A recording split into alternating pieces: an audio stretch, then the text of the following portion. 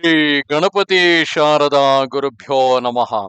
ಕೂಜಂತಂ ರಾಮ ರಾಮೇತಿ ಮಧುರಂ ಮಧುರಾಕ್ಷರಂ ಆರುಹ್ಯ ಕವಿತಾ ಶಾಖಂ ವಂದೇ ವಾಲ್ಮೀಕಿ ಕೋಕಿಲಂ. ಶ್ರೋತೃಗಳಿಗೆ ಶ್ರೀ ಚಾಮರಾಜೋಕ್ತಿ ವಿಲಾಸವೆಂಬ ಕನ್ನಡ ರಾಮಾಯಣದ ಬಾಲಕಾಂಡದಲ್ಲಿ ಶ್ರೀ ರಾಮಲಕ್ಷ್ಮಣರು ಮಿಥಿಲಾ ಪಟ್ಟಣಕ್ಕೆ ಹೊರಟದ್ದು ಎಂಬ 31ನೆಯ ಅಧ್ಯಾಯಕ್ಕೆ ಸ್ವಾಗತ.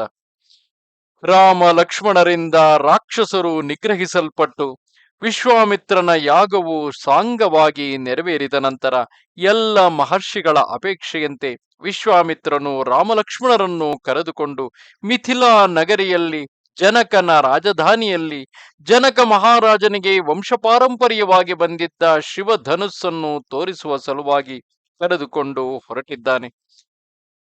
ಆಮೇಲೆ ಅತಿ ಪರಾಕ್ರಮಿಗಳಾಗಿ ಕೃತಾರ್ಥರಾದ ರಾಮ ಲಕ್ಷ್ಮಣರು ಅತ್ಯಂತ ಹರ್ಷದಿಂದ ಆ ರಾತ್ರಿ ವಿಶ್ವಾಮಿತ್ರನ ಸಿದ್ಧಾಶ್ರಮದಲ್ಲಿದ್ದು ಮಾರನೆಯ ದಿವಸ ಪ್ರಾತಃ ಕಾಲದಲ್ಲೆದ್ದು ಸ್ನಾನಾದಿ ನಿತ್ಯ ಕರ್ಮಗಳನ್ನು ಮಾಡಿ ವಿಶ್ವಾಮಿತ್ರ ಮುನೀಶ್ವರನೇ ಮೊದಲಾದ ಸಮಸ್ತ ಋಷಿಗಳಿಗೂ ಅಭಿವಂದಿಸಿ ವಿಶ್ವಾಮಿತ್ರ ಮುನಿಯನ್ನು ನೋಡಿ, ಮಹರ್ಷಿಗಳೇ, ಮುಂದೆ ನಾವು ಮಾಡುವ ಸೇವೆ ಯಾವುದು, ಅದನ್ನು ಹೇಳಿರಿ ಎಂದು ಕೇಳಿದರು.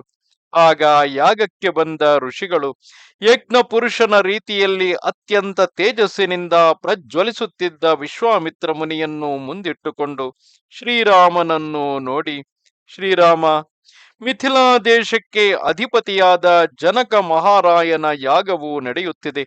ಆ ಯಜ್ಞಕ್ಕೆ ನಾವೆಲ್ಲರೂ ಹೋಗುತ್ತೇವೆ.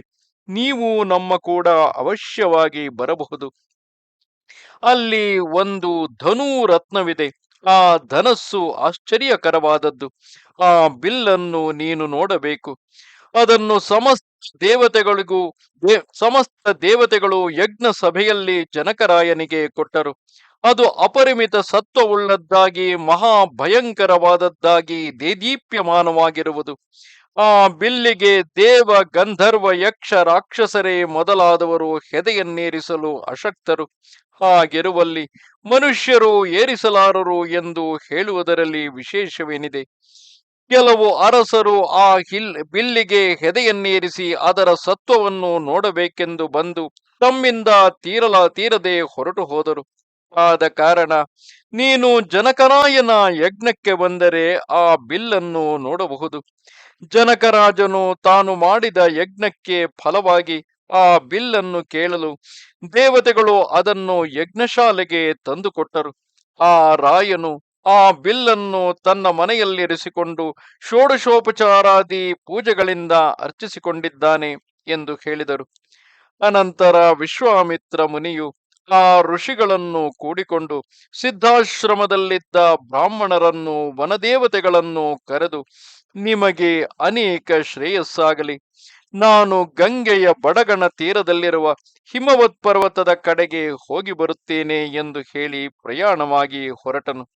ಆಗ ಆತನ ಹಿಂದೆ ಬ್ರಹ್ಮವೇತ್ರಗಳಾದ ಅನೇಕ ಬ್ರಾಹ್ಮಣರು, ಆ ಆಶ್ರಮದಲ್ಲಿದ್ದ ಮೃಗ ಪಕ್ಷಿಗಳೇ ಮೊದಲಾದವರು ಬರುತ್ತಿರಲು ವಿಶ್ವಾಮಿತ್ರ ಮುನೀಶ್ವರನು ಆ ಬ್ರಾಹ್ಮಣರನ್ನು ಮೃಗ ಪಕ್ಷಿಗಳನ್ನು ಕರೆದು, ನೀವು ನನ್ನ ಸಿದ್ಧಾಶ್ರಮವನ್ನು ರಕ್ಷಿಸಿಕೊಂಡಿರಿ ಎಂದು ತಿರುಗಿ ಕಳುಹಿಸಿ ತಾನು ಋಷಿಗಳನ್ನು ರಾಮಲಕ್ಷ್ಮಣರನ್ನು ಕರೆದುಕೊಂಡು ಬಡಗಣ ದಿಕ್ಕಿಗೆ ಹೋಗುತ್ತಾ ಮಧ್ಯಾಹ್ನವಾಗಲು ಶೋಣಾ ನದಿಯ ತೀರದಲ್ಲಿ ಇಳಿದು ಸ್ನಾನಾದಿ ನಿತ್ಯ ಕರ್ಮಾನುಷ್ಠಾನ ವೈಶ್ವದೇವ ಮೊದಲಾದ ಕೃತ್ಯಗಳನ್ನು ತೀರಿಸಿಕೊಂಡು ಆ ದಿವಸವನ್ನು ಅಲ್ಲಿಯೇ ಕಳೆದರು. ಸಾಯಂಕಾಲದಲ್ಲಿ ಲಕ್ಷ್ಮಣ ಸಹಿತನಾದ ಶ್ರೀರಾಮನು ಆ ಮುನಿಗಳಿಗೆ ವಂದನೆ ಮಾಡಿ ವಿಶ್ವಾಮಿತ್ರ ಮುನೀಶ್ವರನನ್ನು ಕುರಿತು, ಮಹರ್ಷಿಗಳೇ, ಇದು ಯಾವ ದೇಶ? ಇಲ್ಲಿ ಅಪರಿಮಿತವಾದ ವನಗಳಿವೆ. ಇದರ ವೃತ್ತಾಂತವನ್ನು ವಿಸ್ತಾರವಾಗಿ ನಿರೂಪಿಸಬೇಕು ಎಂದು ಕೇಳಿದನು.